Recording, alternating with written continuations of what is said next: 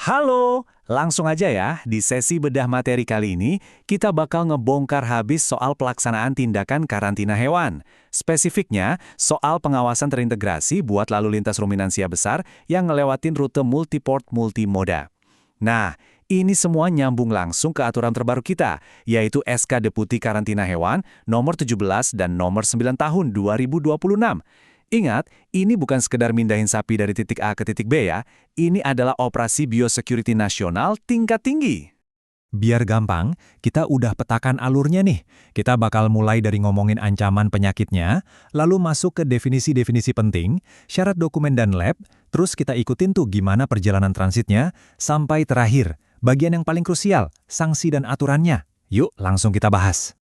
Oke, masuk ke bagian pertama. Latar belakang dan ancaman penyakit. Sebelum kita pusing ngomongin tumpukan dokumen, kita harus paham dulu nih, musuh apa sih yang sebenarnya lagi kita hadapi. Pernah kepikiran nggak, kenapa sih aturan karantina buat mindahin ternak antar wilayah itu harus seketat ini?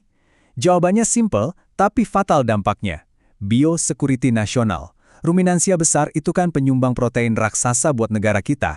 Bayangin kalau pergerakan mereka nggak diawasi. Wah, itu sama aja kita buka pintu lebar-lebar buat kerugian ekonomi dan kesehatan ternak lokal kita. Apalagi, musuh kita ini penularannya ngeri banget. Ada PMK, LSD, brucellosis, sampai antraks. Makanya, di SK nomor 17 tahun 2026 itu ditegesin banget kalau pengawasan terintegrasi itu bukan opsi, tapi kewajiban mutlak. Kita harus stop penyebaran hama penyakit hewan karantina ini dari satu daerah ke daerah lain. Lanjut ke bagian kedua, definisi kunci. Biar nyambung, kita samain persepsi dulu ya soal apa yang sebenarnya kita pindahkan dan cara mindahinnya. Pertama, ruminansia besar. Gampangnya, ini tuh mamalia pemamah biak yang lambungnya ada 4 bagian. Sapi, kerbau, sampai hewan liar kayak banteng dan bison masuk ke kategori ini. Mau tujuannya buat dipotong, buat bibit, atau konservasi alam, struktur biologi mereka bikin mereka jadi pembawa penyakit yang butuh pengawasan ekstra ketat. Terus, apa sih maksudnya multiport multimoda? Nah, ini nunjukin kalau perjalanan hewan ini tuh kompleks banget. Nggak selalu dari pelabuhan asal langsung bablas ke pelabuhan tujuan. Kadang mereka turun di pelabuhan transit, ganti truk, atau singgah sebentar. Itulah kenapa pelacakan di setiap titik singgah tuh bener-bener harga mati. Sekarang masuk ke bagian ketiga, persyaratan dokumen dan uji lab. Ibarat mau naik pesawat, ternak ini butuh tiket khusus, dan tiketnya ini berupa dokumen kesehatan tingkat tinggi.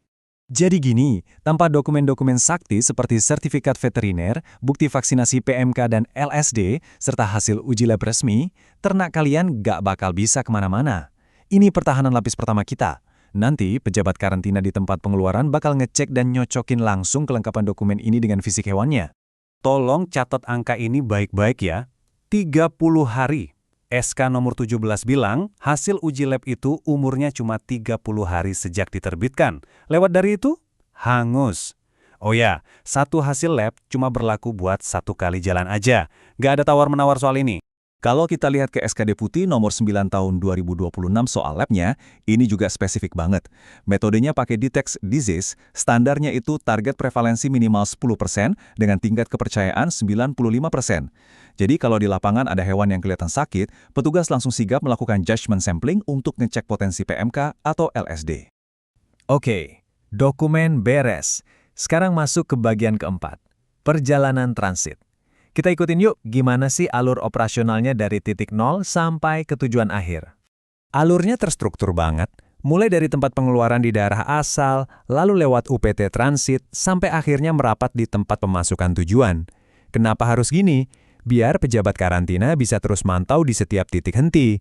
Di rute multiport multimoda, setiap perhentian ini punya peran krusial yang nggak boleh dilewatin. Di titik awal keberangkatan, setelah semua cek admin, kesehatan, dan kelayakan truk selesai, ada satu ritual penting, penempelan stiker putih. Nah, stiker ini tuh bukan pajangan, ini adalah segel resmi sekaligus bukti kuat kalau truk dan hewan di dalamnya lagi ada di bawah pengawasan ketat karantina. Waktu truknya merapat di pelabuhan transit, tugas pejabat karantina itu jelas banget. Mereka bakal langsung ngecek keutuhan si stiker putih tadi sambil nyocokin jumlah dan jenis hewannya. Canggihnya, mereka bisa lakuin ini tanpa harus nurunin semua sapi dari truk, kecuali, ya, stikernya ketahuan rusak atau sengaja dibuka.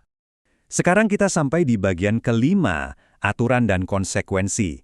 Ini jujur aja bagian yang paling bikin deg-degan.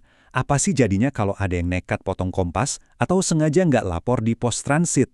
Berdasarkan aturan di bab 7 SK17, bedanya tuh bumi dan langit.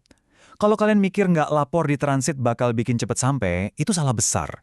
Boro-boro hemat waktu, tindakan nekat ini justru bakal bikin kalian kena masalah super besar pas sampai di pelabuhan tujuan. Gini konsekuensinya, kalau ketahuan mangkir dan nggak lapor, hewan kalian otomatis langsung ditahan di tempat tujuan. Petugas bakal wajibin tes lab ulang pakai metode detect disease tadi. Dan selama nunggu hasil labnya keluar, hewan kalian dilarang keras keluar dari area karantina pelabuhan. Kebayangkan berapa banyak waktu dan biaya ekstra yang bakal kebuang sia-sia? Tapi, sebaliknya nih, kalau kalian main bersih, patuh, dan selalu lapor di tiap titik transit, pas sampai di pelabuhan tujuan, prosesnya bakal mulus banget. Petugas cuma tinggal verifikasi berkas, cek fisik sedikit, lalu ngelepasin stiker putihnya. Begitu stiker dilepas, kelar sudah masa pengawasan karantinanya. Jadi, bener-bener deh, keutuhan stiker putih dan kepatuhan buat lapor itu adalah perisai utama kita. Semua prosedur ini, dari aturan ketat di SK17 sampai standar lab di SK9, itu bukan sekedar birokrasi nyebelin di atas kertas. Ini tuh benteng pertahanan utama kita buat ngelindungin ekonomi peternakan Indonesia dari wabah penyakit. Nah, setelah tahu betapa fatalnya akibat kalau nggak patuh, masa iya masih mau coba-coba melanggar? Pastikan perjalanan ternak kalian selalu terlapor dengan rapih di setiap pelabuhan ya. Terima kasih udah ngikutin sesi bedah materi ini. Ingat selalu, perjalanan yang aman adalah perjalanan yang disiplin dilaporkan. Sampai jumpa!